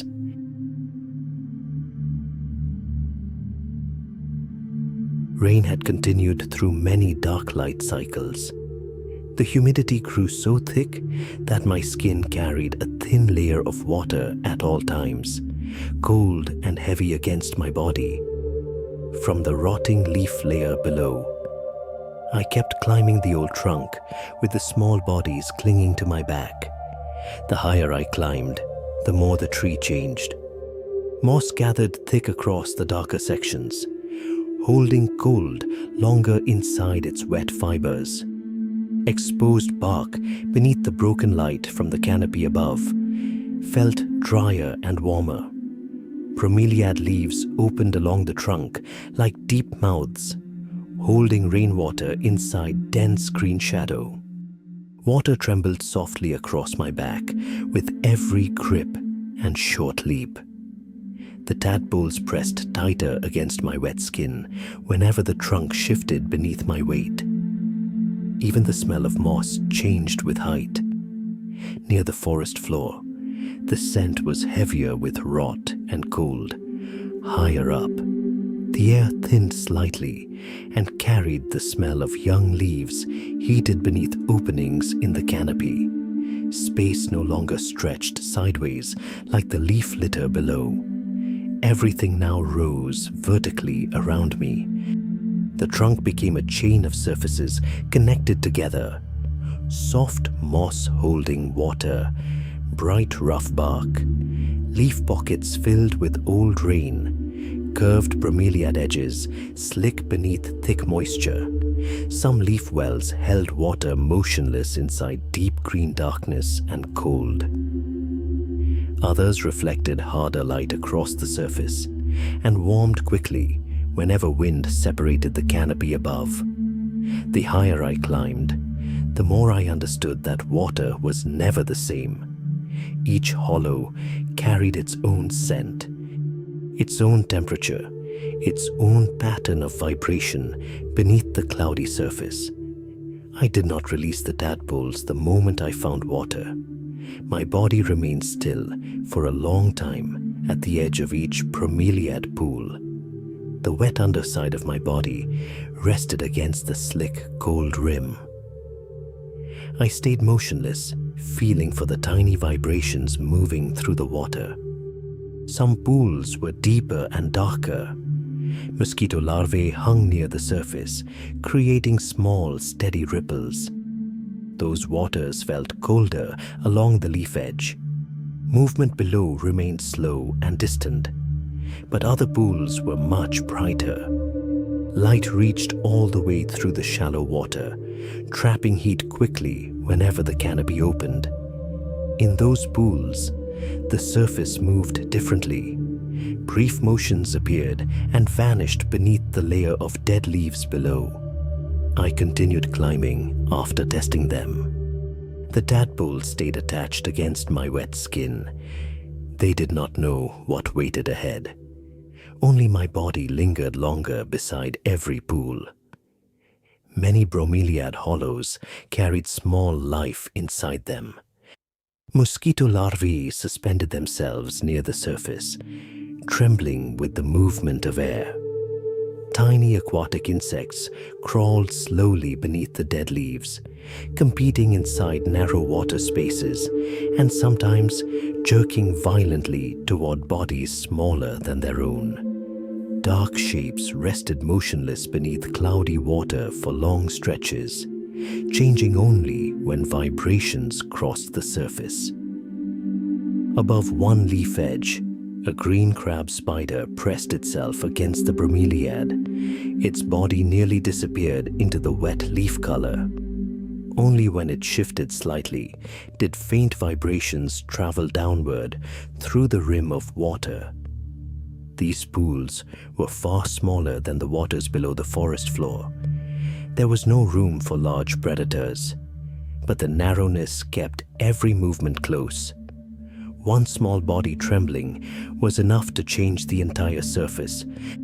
At a new pool near an opening of light above, the water remained still for too long.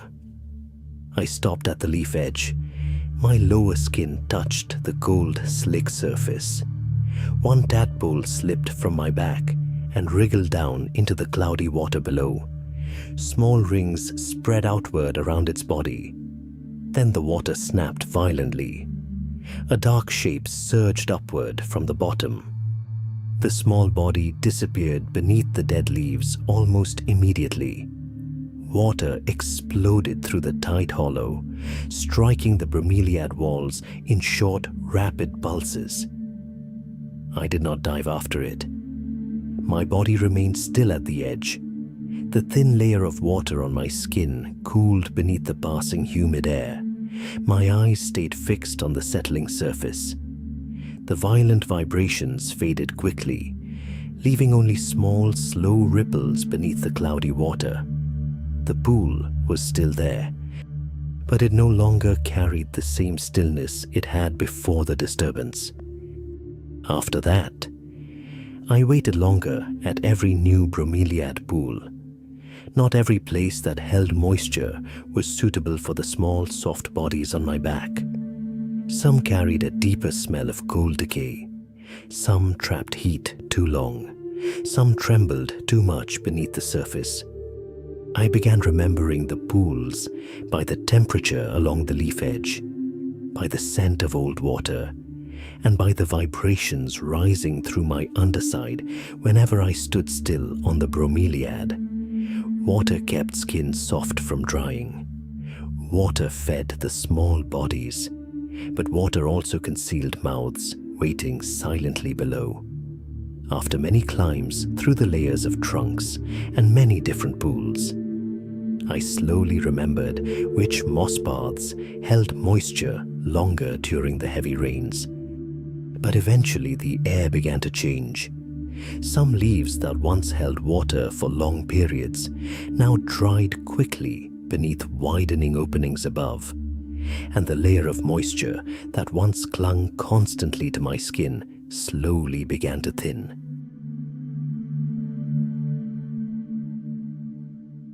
The rainy season once covered the lower forest in thick vapor and the heavy smell of rotting leaves, but the pauses between rain grew longer.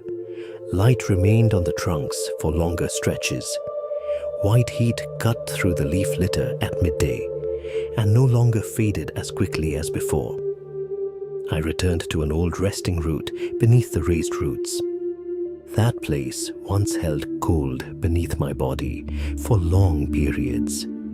The undersides of the large leaves usually gathered water into thin, soft layers that clung against my skin.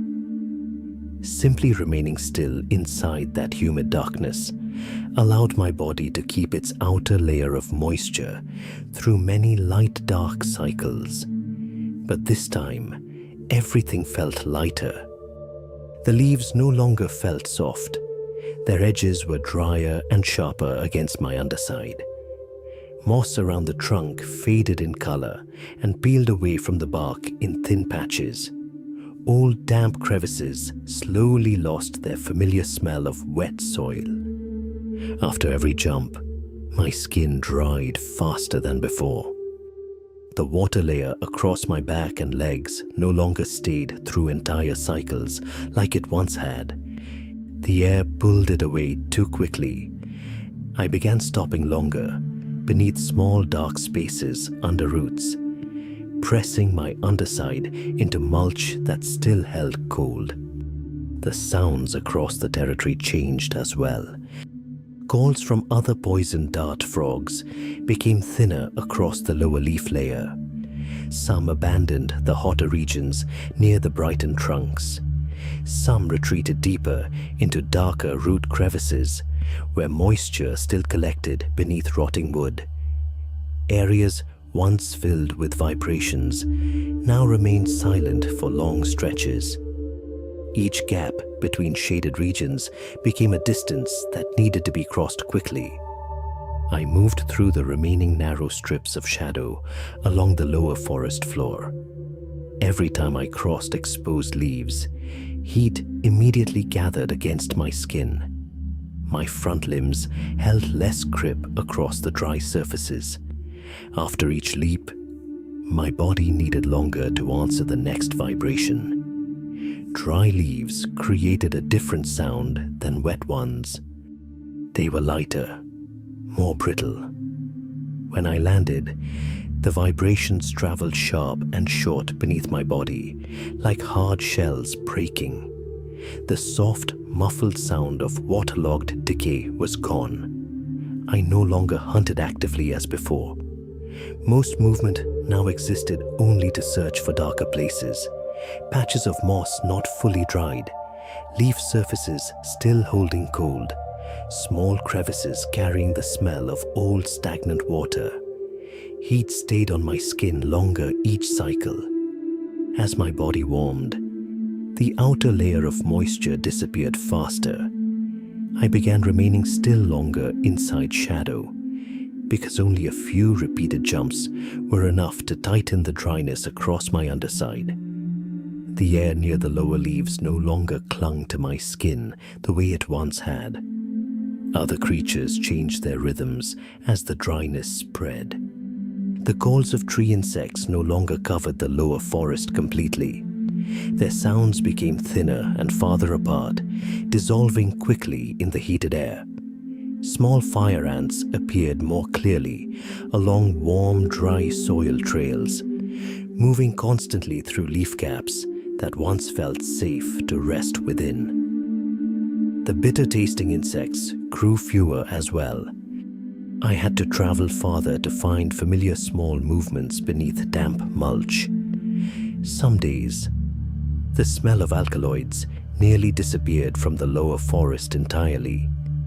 Other poison dart frogs reduced their movement during the brightest hours. They vanished from old calling paths, leaving only long stretches of heated silence around the trunks. Even the lower predators moved less during the thickest heat. But the ground was not safer. The air itself had become the greatest pressure.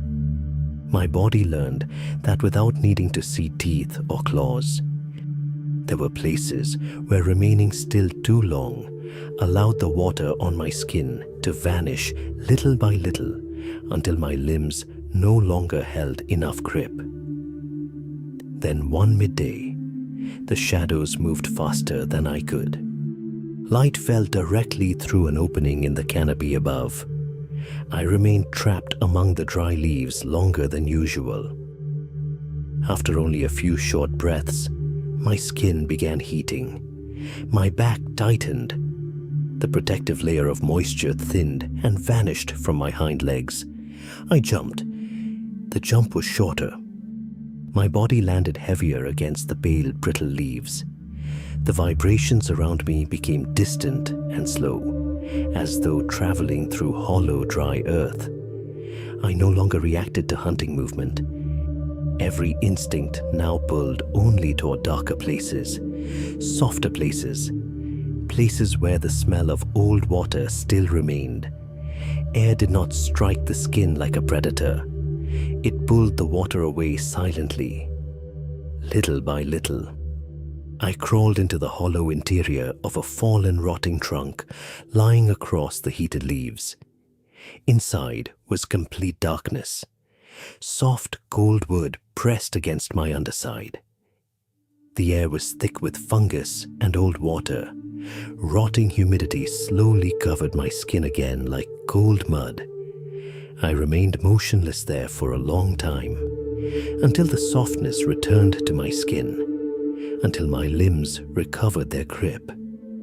From that point forward, my body understood something else about this forest.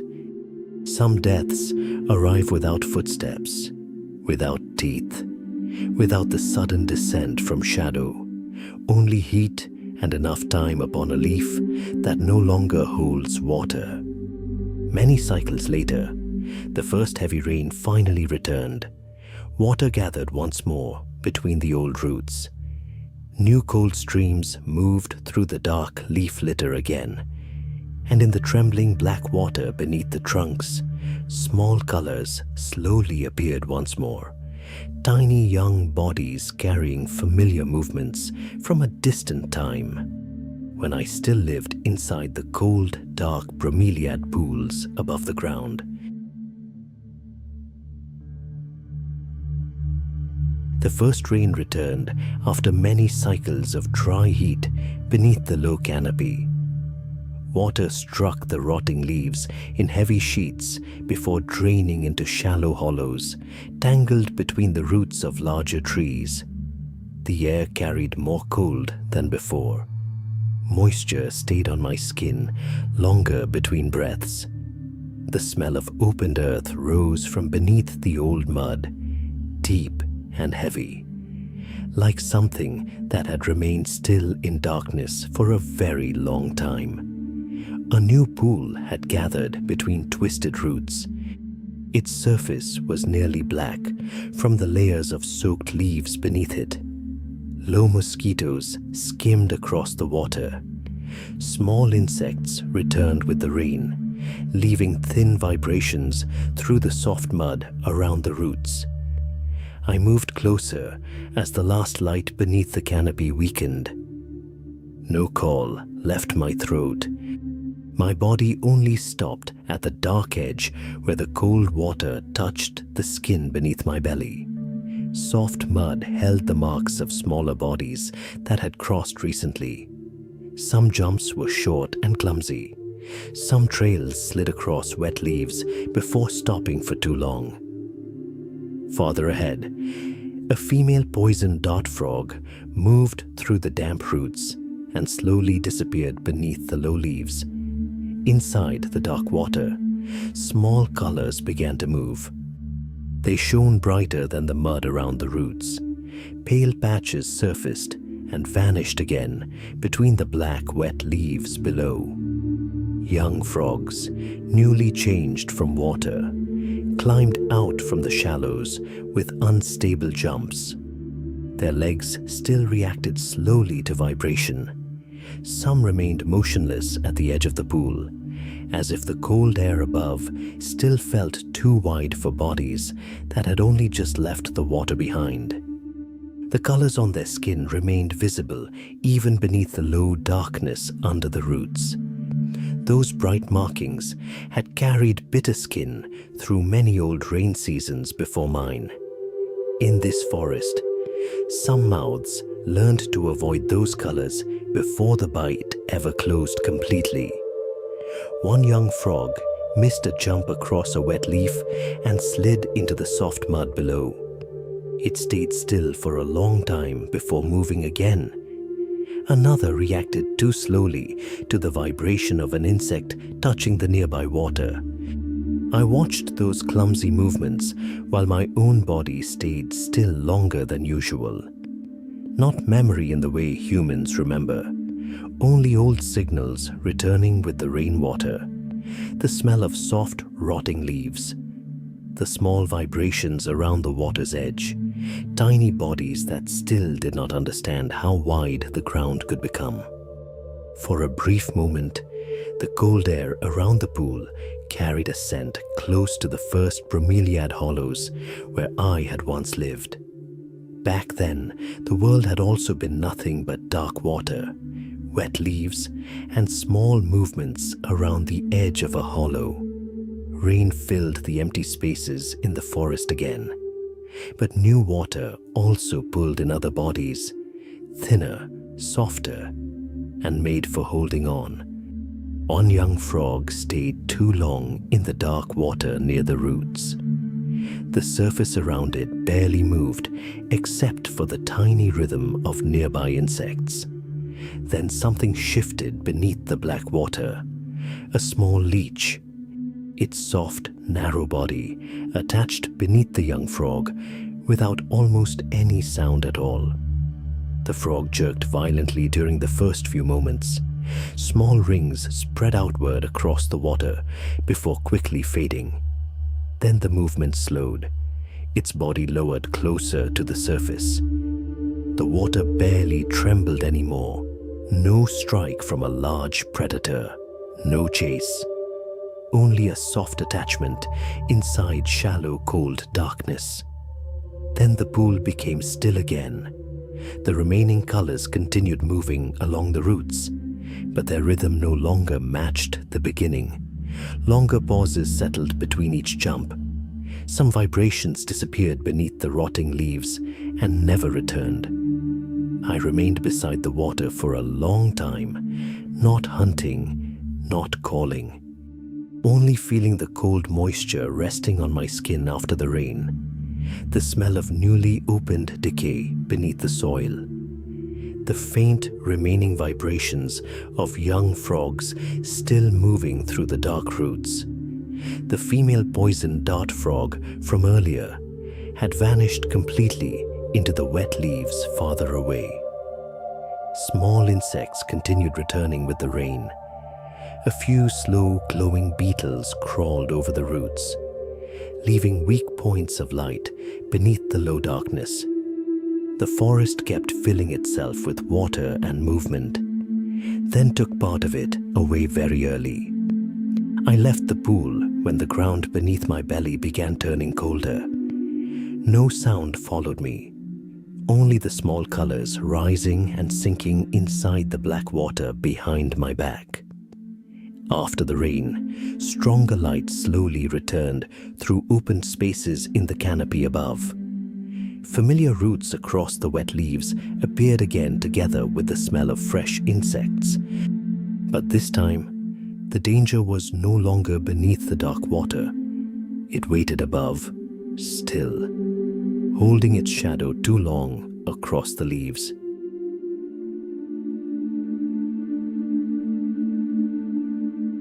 By midday, after the rain, the lower leaves held water longer than the ground beneath them. Light poured hard through a gap in the canopy, broken open after many days of wind. Exposed leaves heated quickly. Vapor rose from the wet green surfaces, thickening the air around the leaning trunk, where I often passed while hunting insects below. I had used this leaf route through many rain cycles. Large leaves connected the damp roots to familiar hunting grounds underneath. Thin moss along the trunk held enough cold to keep my skin from drying too quickly. After rain, leaf grasshoppers often gathered there. Mid-level insects moved slower across wet surfaces. Antbirds sometimes dropped near the moss, searching through the soft, decayed cracks for movement. Then small changes began. At first, it was only silence lasting longer than normal among the smaller birds. Familiar sounds above the low branches disappeared piece by piece. Then, the leaf grasshoppers started changing direction before jumping. They paused longer at the edges of leaves, turned their bodies away, and vanished along different paths. No heavy vibration came from the ground, no chasing sounds, no sudden movement rushing through the leaves. Only the same dark shape returning above the root I used most often. One leaf bent differently. The light stayed blocked longer there. The air above held colder pressure than the rest of the leaf path. I understood the ground better than the space above it. Creatures below the leaves always carried vibration through moss, through bark, through soft decay. But this thing did not walk toward me. It hung still and waited. Many days passed that way. I still hunted along the same route. Small insects still appeared after rain, though fewer than before. But every time I crossed the leaning trunk, the dark shape remained above in the same place. Antbirds no longer came near the lower leaves there. Mid-level insects circled around through different branches, even when the longer route cost them more moisture. The thing above did not need to move much. Its stillness allowed it to disappear into the canopy for too long. Sometimes clouds shifted and changed the direction of the light, but the dark shape held the same outline. At times, I felt the air pressure change softly above me, as if something had turned slowly in silence. Nearby insects froze before I could reach them. The familiar hunting path began to feel different inside my body. No place stayed safe simply because I had crossed it many times before. Stable leaf roots that held moisture also held my movement patterns for too long. Other creatures could learn where this small body would appear after rain. Territory did not only keep the smell of water and food, it also kept pauses, jumping angles, and the spaces a body crossed again and again. Another day, after a short rain, I stopped on a broad leaf covered in a thin layer of water. The exposed canopy above carried more heat, but the dark shape remained there, still for too long. Long enough that my body began accepting it as part of the leaf above, until the leaf turned its head. Cold pressure shifted through the air before I saw anything clearly. A long dark curve slowly changed position above the gap between two wet leaves. Then during my next jump, the shadow above no longer remained still. All light vanished for a single instant. A cold mass dropped from above faster than any vibration I had ever felt through the ground. The snake's body filled the space ahead of me, like a living branch breaking loose from darkness. The leaf beneath my feet shook violently when the thick body struck the water pooled across its surface. I did not survive because I was faster. The leaf was too slippery after the rain. The snake lost its first grip against the wet surface. Water burst apart into sharp vibrations racing along the veins of the leaf. My body slid violently off the cold green edge and fell to the lower growth before the first coil could close. The pressure of the shadow still covered the space above while I rolled through thick moss beside the trunk. My belly pressed into wet moss. Cold earth held my body still between dark cracks. Above me, the leaves shook violently for a while longer before slowly calming. Then everything became heavy and still again. I did not return to that leaf route for many rain cycles afterward. Higher leaves no longer carried the same feeling of safety. I began hunting closer to the ground instead, inside lower dense darkness where shadows from above could not easily reach. There was less food there. The air was colder, but the lower roots held more barriers between my small body and the open space above. Sometimes I still passed near the old area. The bent leaf no longer remained there, but my body never moved farther in. Survival does not always belong to the stronger hunter. Sometimes it only needs a wet leaf slippery enough to ruin the first strike, a fall into moss below instead of open ground, and leaving the place where a predator has already learned your familiar path. After many days avoiding the higher leaves, I moved toward a moss-covered stone field near a dry stream. Water there no longer came from heavy rain. It lived inside the cold, trapped beneath thick moss and dark cracks between stones that never fully dried. Then one night, the forest did not warm after sunset the way it usually did. The air became colder, slower, and almost completely empty of insects. Rain had lasted through many nights before that one. The great trunks held water inside their dark bark. Roots softened beneath deep layers of mud.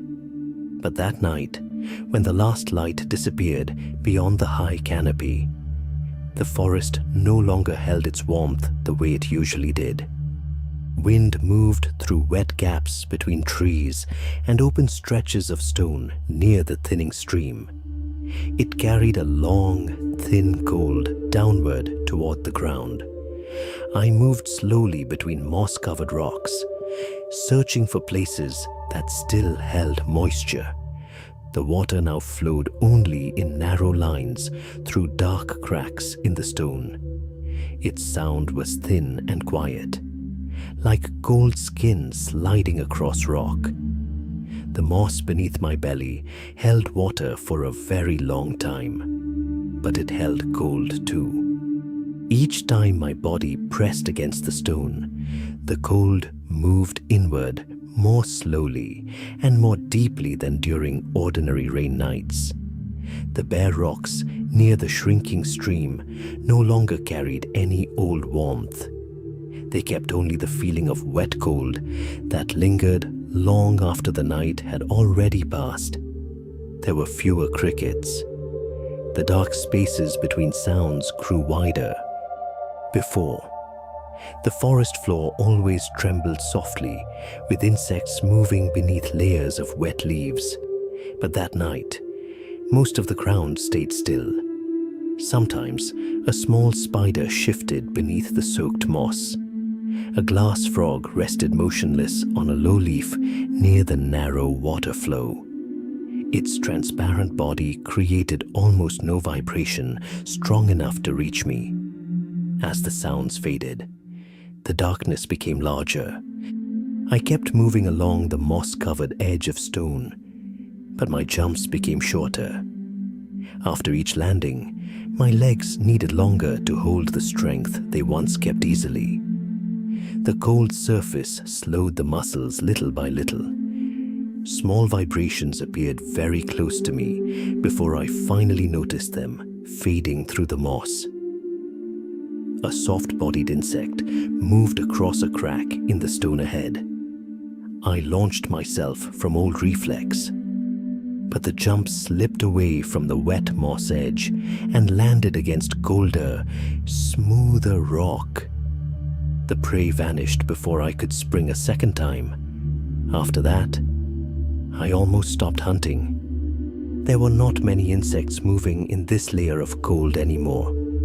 The few that still moved were slow and scattered, but my body had become slower than they were. My jumps lost their precision.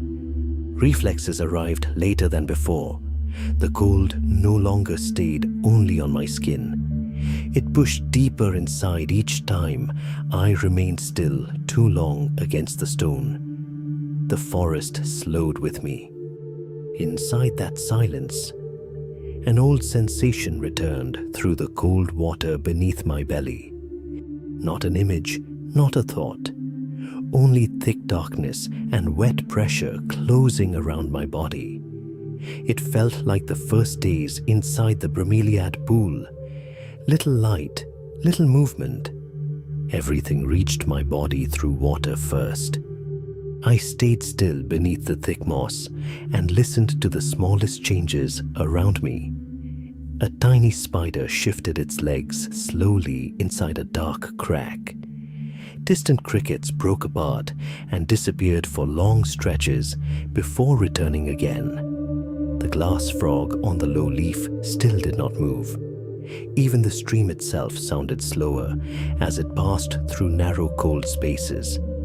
Then the water changed direction. Not much, only a small shift in the current between the stones. But the moss beneath my feet trembled. A colder stream suddenly spilled through the dark crack above and poured toward the place where I clung to the rock. The water was not deep, but it moved faster than before, colder than before. The soft moss began sliding very slightly across the slick stone beneath it. I reacted slower than usual. One leg lost its hold in the cold current. My body tilted with the flow. The darkness beneath the crack widened below me. Water pressed along both sides of my skin as if trying to pull my small body away from the loosening moss. I did not jump away. My body was no longer fast enough for long leaps across this frozen stone. I pressed my belly lower into a thicker patch of moss near the rock edge. My legs folded low and tightened against the deepest part of the moss where water still gathered heavily. The cold remained there too, but the dense, wet layer trapped a little weak warmth beneath the stone. Wind could not reach it as easily. The water also slowed as it moved through the compressed moss against the rock. I remained there through most of the night. No hunting, no calling. Only keeping my body low enough inside the dark and wet place that lost heat more slowly than the open stone around it. Sometimes, survival does not come from moving farther, only from staying still enough that warmth does not leave the skin too quickly. When the final layer of cold finally withdrew from the forest, sounds slowly returned between the leaves above. But many places no longer carried the same number of voices as before. There were dark spaces that once trembled with countless small bodies that now held only a few thin distant sounds. I returned to an old territory after the rain, a place that once answered me with many voices around the wet trunks. But this time, my call traveled farther through the thinning forest, and fewer voices returned.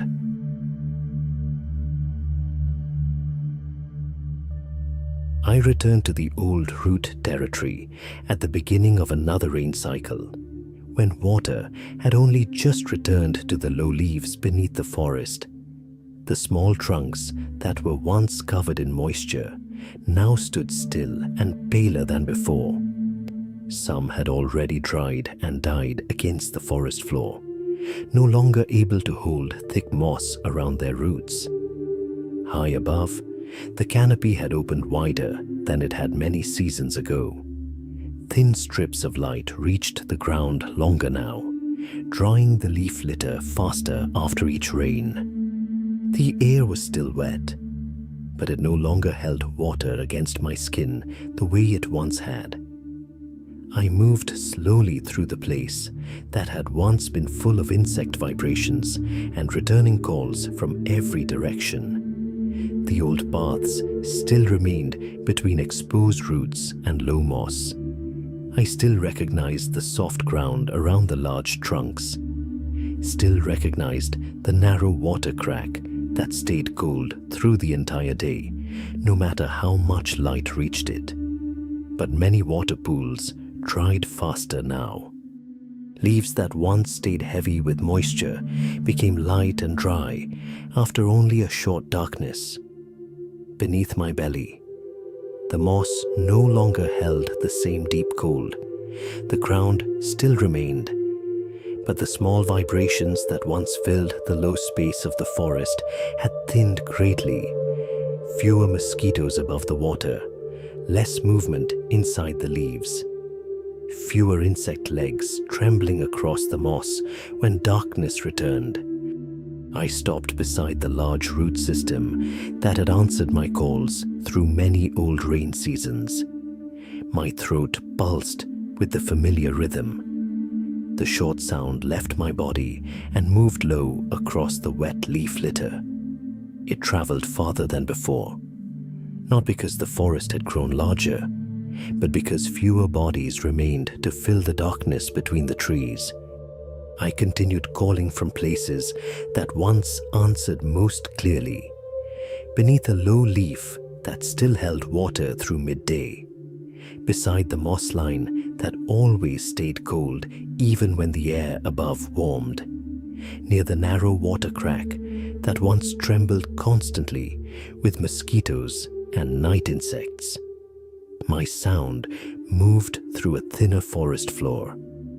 Another call finally answered from very far away, thin and uneven. Then silence stretched so long that the small water drops falling from leaf edges became louder than the pulse inside my throat. I waited longer. No other answer came. Moths crossed above the moss in only a few pale movements beneath the dark. The shallow water no longer rippled endlessly because fewer bodies touched its surface. Wet places that once held the scent of prey through the entire night emptied quickly after rain. My skin held the water more slowly now. I stayed low for longer periods beneath the few remaining cold leaves. Many bodies like mine only called strongly when the moisture in the air became thick enough that the skin did not lose water too quickly. In older rain seasons, the heavier air had kept calls covering this low forest through endless dark and light cycles. Now the distance between each response grew longer with every season. The things that disappear do not make sound. They only leave larger spaces between the moments when the forest answers back. I do not remember this place through images. My body recognizes the difference through the ground trembling less beneath my belly, through the absence of distant calls behind the trunks, through the thinner layer of moisture on my skin before dawn, through the fading scent of insects beneath the wet leaves around the roots. The forest was not completely silent.